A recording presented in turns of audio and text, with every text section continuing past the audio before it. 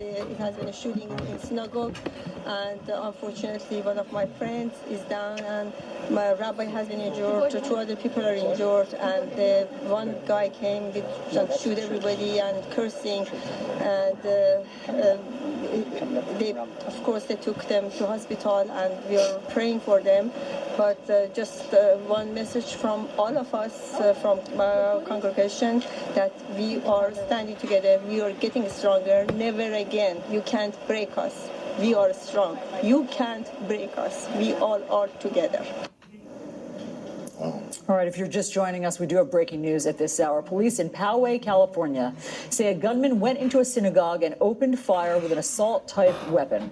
4 people were shot, including an adult woman who died of her injuries. A young female and 2 adult males were also injured. They are said to be in stable condition at the Palomar Medical Center. The mayor of Poway, Steve Voss, says that the rabbi is one of the wounded. The suspect was not caught at the scene, but apparently called police after the shooting, after he had fled, and he turned himself in. The suspect is a 19-year-old white man, we are told. So just a short time ago, President Trump reacted to the shooting as he was preparing to make his way to his campaign rally in Wisconsin. My deepest sympathies go to the people that were affected, the families, their loved ones, by the, obviously looks right now, based on my last conversations, looks like a hate crime. Hard to believe. Hard to believe. With respect to the synagogue in California near San Diego, and we're doing some very heavy research. We'll see what happens, what comes up. At this moment, it looks like a hate crime, but my deepest sympathies to all of those affected. And we'll get to the bottom of it. It looks like the person was apprehended, no more danger, and law enforcement's done a fantastic job. So obviously all of this is still unfolding. I want to bring in now CNN's White House correspondent, Caitlin Collins. Caitlin, hello to you. What do you expect to hear from the president tonight at this rally that he is giving, this counter really to the White House Correspondents' Dinner? Well, Don, certainly what the president had planned has been changed by this shooting, and we'll likely hear him address it during that rally based on what White House officials are saying and their tentative planning going around this shooting right now. Because, of course, tonight is the White House Correspondents' Dinner. The president has his rally in Wisconsin, but this shooting at this synagogue in San Diego is something that is certainly looming large over Washington. Now, you heard the president address it. He said that based on his last conversations, he believes this is a hate crime, though Don and Allison, he didn't exactly detail who those conversations were with, whether it was local law enforcement or the FBI. But the president did say that essentially they are looking into this, who this shooter is, what is going on, as well as to offering his sympathies for the family and praising law enforcement. Because you both know that it wasn't that long ago that the White House had to deal with another shooting like this at a synagogue. That one that was in Pennsylvania, where the president had to go, and it was there, and it was a Tree of Life synagogue. And not only was the president there, but he also took his son-in-law and senior advisor, Jared Kushner. And I was there covering the president that day, and it was a very emotional day for this administration and several officials who were there. And now here we are just a short while later, and they are combating this issue once again and having to react to something like this, something so horrific. 6 months to the day, Caitlin, from the Tree of Life synagogue massacre. Thank you very much. We'll check back with you. We want to bring in now Rabbi Joshua Stanton. He is here with us. We're happy to have your counsel here in studio with us. Rabbi, we're just really sorry that this is happening to your community, to all of us here in this country. What do you think is happening when you see yet another synagogue under attack like this? I fear that this was another incident of domestic terrorism. And we very quickly jump to the word terrorism when it comes to people who are radicalized based on religion. But these are people who I fear are radicalized based on white supremacist ideology. And so I fear that there is a rise in hate, there is a rise in anti-Semitism, and that there has been a rise in domestic terrorism. My heart goes out to all who have been impacted. They were attending a Yizkor service, which is designed to memorialize those who have been lost, and instead their service became a living memorial to the person whose life was lost. In addition, this was not just the end of Passover, the holiday that is supposed to celebrate freedom. This is the same week that we observe Yom HaShoah, the commemoration for the Holocaust itself. So this was very carefully timed. to inflict the most pain, to invoke the most fear, and to really cause suffering within the Jewish community and within all communities that unfortunately now do live in fear of domestic terrorism and white supremacist hate. Rabbi, let's have the conversation that many people fear, right? And you went there. When we talk about terrorism and domestic terrorism, white terrorism in this country, people are afraid to talk about it. And if you talk about it, you're deemed racist or you're un-American. But as you said, when it is Muslim, when they believe it's Muslim terrorism, quick to respond, quick to profile a Muslim. I was having this conversation as I was coming to the studio. How do you profile the average person who may not look like they're Muslim? They may not be dark-skinned. They may just, be a brown-haired guy that you may just see at the supermarket. Why is it? How do you do that? And why is it so difficult for us to have that conversation, which is desperately needed? There's clearly a double standard going on. The Anti-Defamation League collected statistics on domestic terrorist incidents over the last year, and it was an overwhelming majority in the United States this past year that were committed by people inspired by white supremacist hate. And what that means is we need to stop profiling, because the people that somehow we conjure in our minds as those who look or seem like terrorists are in fact not the most likely to engage in terrorism at all. It is people we don't profile, people who are quote-unquote normal, mainstream, who statistically engage in most acts of violence. Let me just give you some stats, and then Allison can jump in here. When we talked about the bias crimes, 1,679 religious bias crimes reported. That was in 2017. Allison, I already mentioned that it was up 17% from 2016 to 2017. 58.1 were against Jewish people. 18.6 were against Muslim people, and it is going up. So I just received a text message from my dear friend Imam Tahir Kukai from Staten Island. What he said is, we stand with you. And it's because we stood with the Muslim community after New Zealand. We've stood with the Muslim community after acts of vandalism. And so there is, in the midst of a truly horrific moment, the opportunity to build solidarity as never before between the American Jewish and the American Muslim communities. Why are we in the middle of this horrific moment? Why are more houses of worship under threat? And all of this, as we've talked about, hideous chatter where people, white supremacists have found each other and feel licensed to be able to talk about, to talk about this. I fear that politicians have brought hate mainstream in normalizing the rhetoric and normalizing the language and saying that there are good people on both sides after Charlottesville, and in failing to stop everything when a house of worship is under attack, to stop everything and just be present with those in mourning. Instead, my fear is that Jews have become like a political ping pong ball. We're just bounced back and forth, we're being used, and instead of being comforted, politicians are enabling us to somehow become targeted much more easily. We don't know, again, and Allison mentioned this earlier, we don't know what the motivation was besides, the police are saying that it was a hate crime. We don't know what he was shouting and cursing, but we don't know what.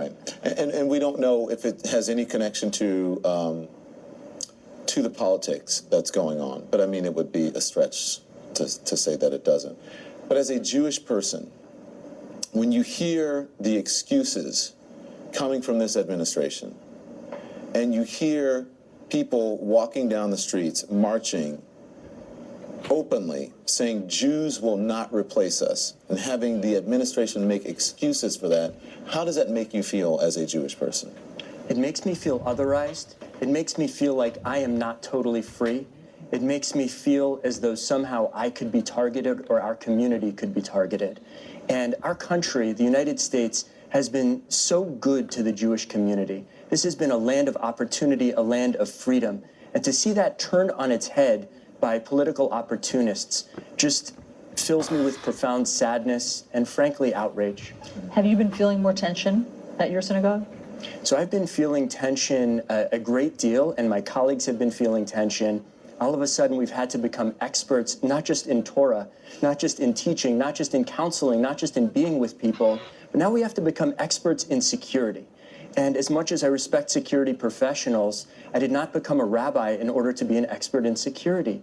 And so there is a tension, not just within our communities, but within our very vocations. My calling now includes an additional point of expertise.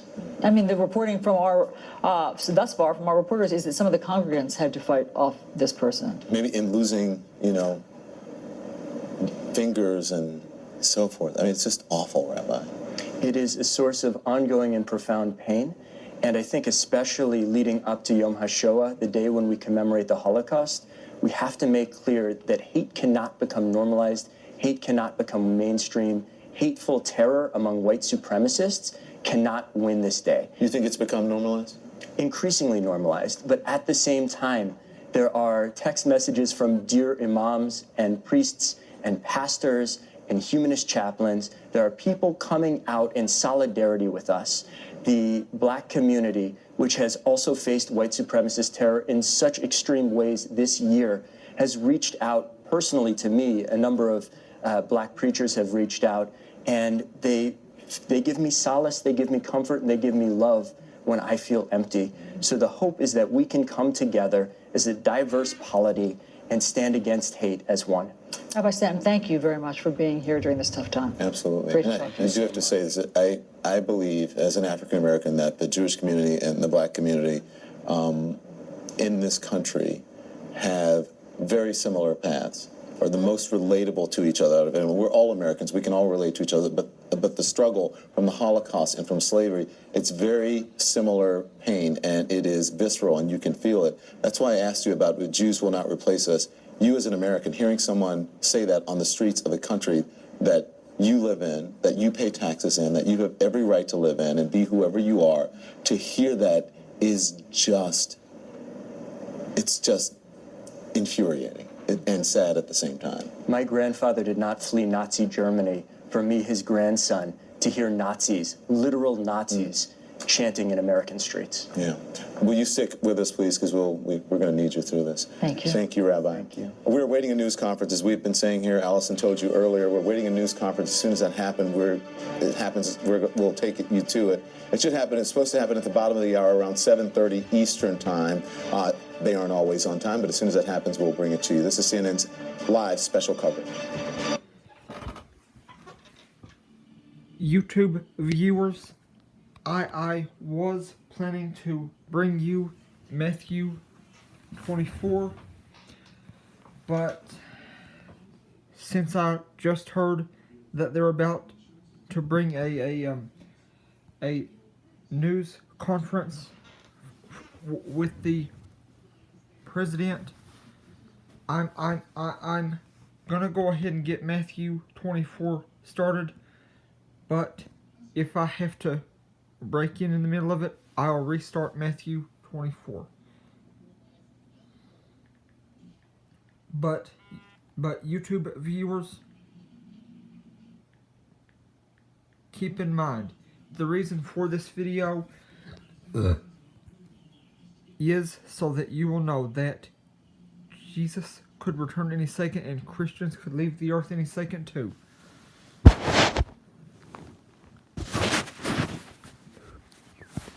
Load. No, I don't have all day for loading.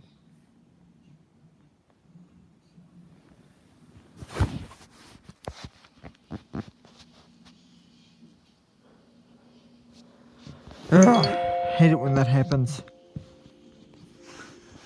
Matthew 24.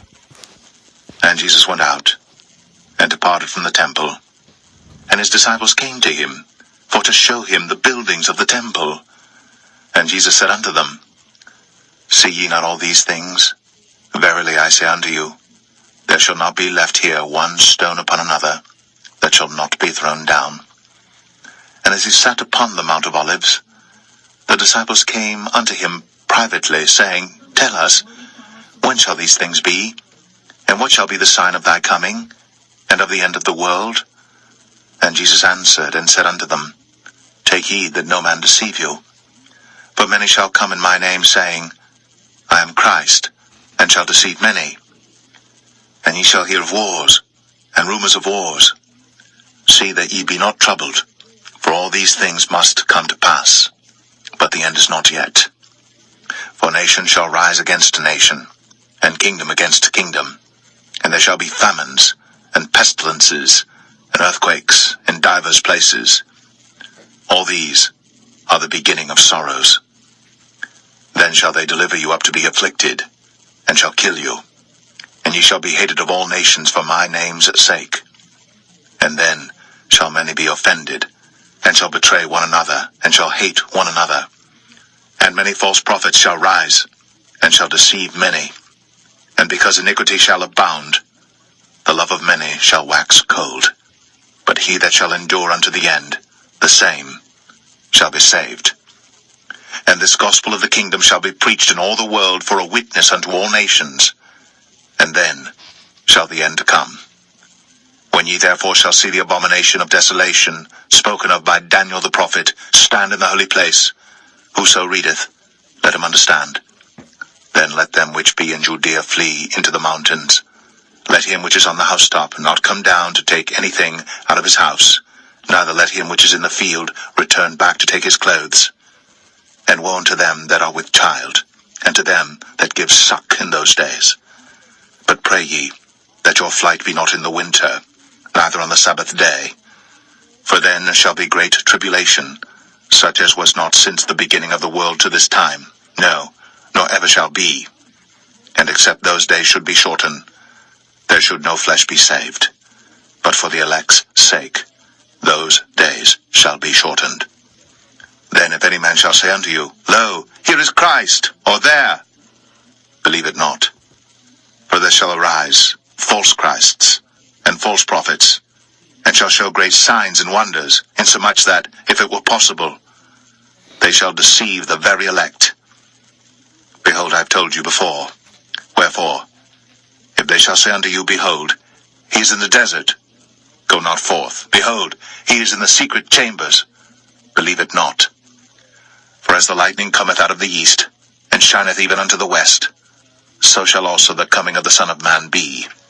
For wheresoever the carcass is, there will the eagles be gathered together.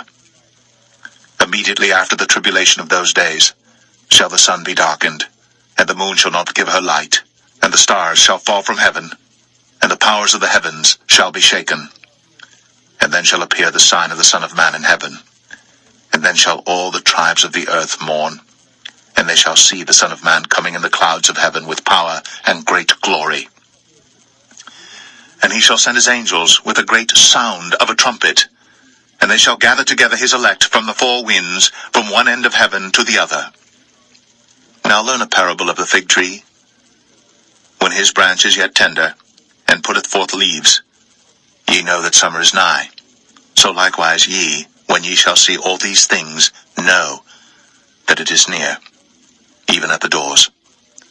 Verily I say unto you, this generation shall not pass, till all these things be fulfilled. Heaven and earth shall pass away, but my word shall not pass away. But of that day and hour knoweth no man, no, not the angels of heaven, but my Father only. But as the days of Noah were, so shall also the coming of the Son of Man be.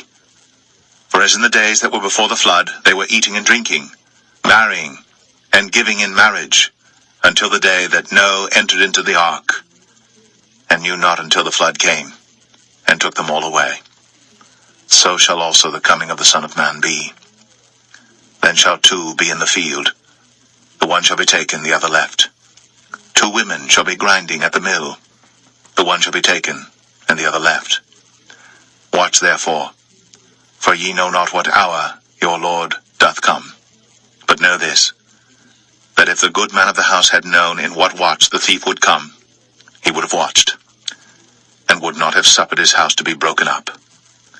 Therefore be ye also ready, for in such an hour as ye think not, the Son of Man cometh. Who then is a faithful and wise servant, whom his Lord hath made ruler over his household to give them meat in due season? Blessed is that servant, whom his Lord, when he cometh, shall find so doing. Verily I say unto you, that he shall make him ruler over all his goods. But, and if that evil servant shall say in his heart, My Lord delayeth his coming, and shall begin to smite his fellow servants, and to eat and drink with the drunken, the Lord of that servant shall come in a day, when he looketh not for him, in an hour that he is not aware of, and shall cut him asunder, and appoint him his portion with the hypocrites. There shall be weeping and gnashing of teeth.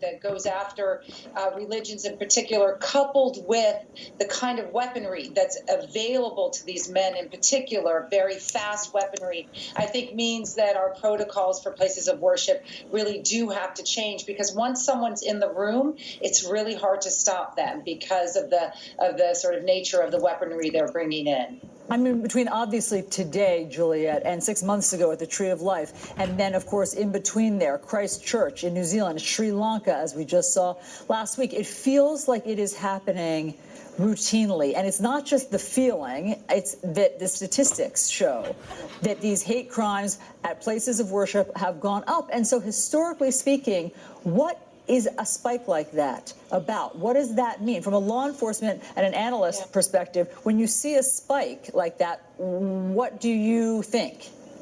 So the spike that we've been looking at over the last 18 to 24 months is a combination of three different factors. Of course, it's the ideology of extremism that really views we call it displacement extremism. In other words, the idea that I cannot exist if you, the other, the Muslim, the Jew, exist. You then couple that with the social media platforms that I'm just going to say out loud here have been abysmal of getting this stuff off of their platforms, whether it's Facebook or Twitter. It is absolutely ridiculous the extent to which they let this hate flow. And I think what you're going to see with this assailant is the extent to which he became radicalized with these online chatter groups that are just like the cesspool of humanity, but are being supported by these multi-billion-dollar companies. And then the third is, of course, what Don and I often talk on his show about, stochastic terrorism. There's a narrative in the public space, whether it's a president unwilling to condemn neo-Nazis or right-wing groups in Europe, or just a sort of complicity about this, right? This idea that it's okay to speak in that language, that it's not shunned, that it's no longer embarrassing to walk around and scream racist things. In other words, that there's no shame for these people to have these hatred attitudes. Those three things combined has led to the world we exist in now. It's not just a feeling. The numbers worldwide, let alone in the United States, confirm it. The most dangerous form of terrorism in the United States now is white supremacy. It is not Islamic terrorism. They are all bad, but nonetheless, if we are going to focus our resources, it is this kind of hatred that is given a permissiveness, that has access to weaponry, that is given online platforms, give them, the space to grow, and then they walk into a synagogue on yet another Saturday, and that is the tragedy and the horror of what's going on in the United States right now. Every word you said is true. I appreciate you calling out the social media. I mean, I think that that's really important, because they claim that they're trying to do things to shut down this toxicity, but... Yeah. I mean, Allison, let me tell you, Allison, how a man is able to kill dozens of people in New Zealand, in a mosque in New Zealand, and Facebook Live, live stream it. Right. It for 19 minutes is ridiculous. They're either not trying, or the algorithm is so screwed up it should be brought down. But to me, it is they in the mask of First Amendment, they have failed to protect us from. You're what's reading my mind. That was my next question to you. We're here celebrating the Constitution, the First Amendment in Washington. We're supposed to be, and I think it's appropriate that we do so, considering what is happening in the country right now. And Juliet, it's a very important point that these folks often use, and if you look at it online, and if you look at some of the folks in the political class, they will use the First Amendment to spread hate, to spread bigotry, to spread racism, to spread anti-Semitism, to spread all kinds of horrible things. And so, but that is the crux that we're in right now. Exactly. No, it is. We have been sold something by the big platforms that in some ways they have no agency to deal with this issue. Fortunately, the dialogue about them has changed. They absolutely do have agency to be able to bring down these sites that all these sites exist for is to breed hate. They are, Facebook and Twitter are not government entities. They are not sort of confined by the First Amendment. They can make these decisions.